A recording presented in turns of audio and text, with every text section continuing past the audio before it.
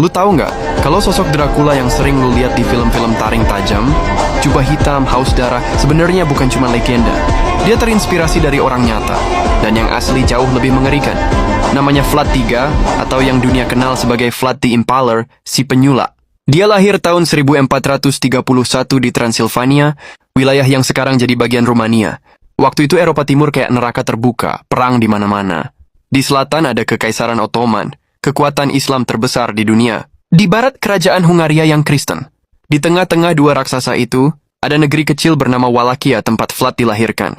Ayahnya Vlad II Dracul adalah bangsawan yang tergabung dalam Order of the Dragon, semacam ordo ksatria yang bersumpah melawan Ottoman.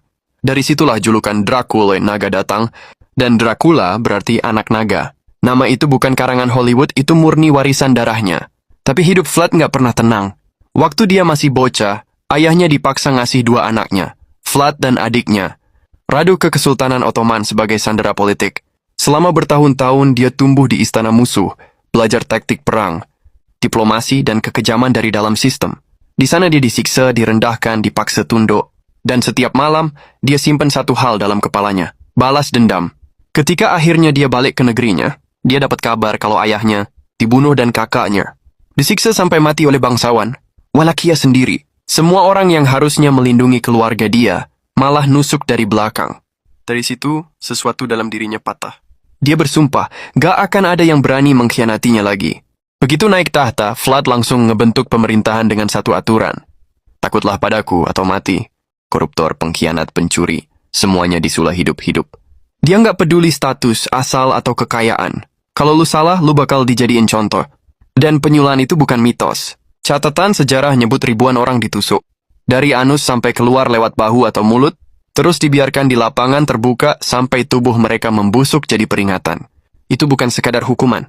Itu teater kekuasaan, teror sebagai strategi politik. Pas tentara Ottoman datang nyerang Wallachia, mereka ngelihat hutan mayat, puluhan ribu tubuh musuh yang disula di jalan menuju istana Vlad. Bau busuk, darah, dan burung pemakan bangkai di mana-mana. Pemandangan itu begitu mengerikan sampai pasukan Ottoman mundur sebelum perang dimulai. Bayangin, Vlad ngalahin ribuan musuh tanpa harus ngangkat pedang. Cuma dengan rasa takut. Tapi gila atau jenius tergantung dari mana lo ngelihatnya. Buat rakyat kecil, Vlad adalah pahlawan.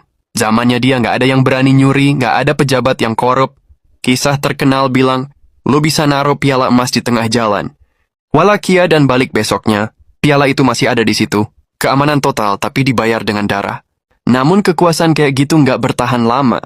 Sekutu yang dulu dukung dia akhirnya balik badan. Vlad ditangkap, dijeblosin ke penjara Hungaria selama lebih dari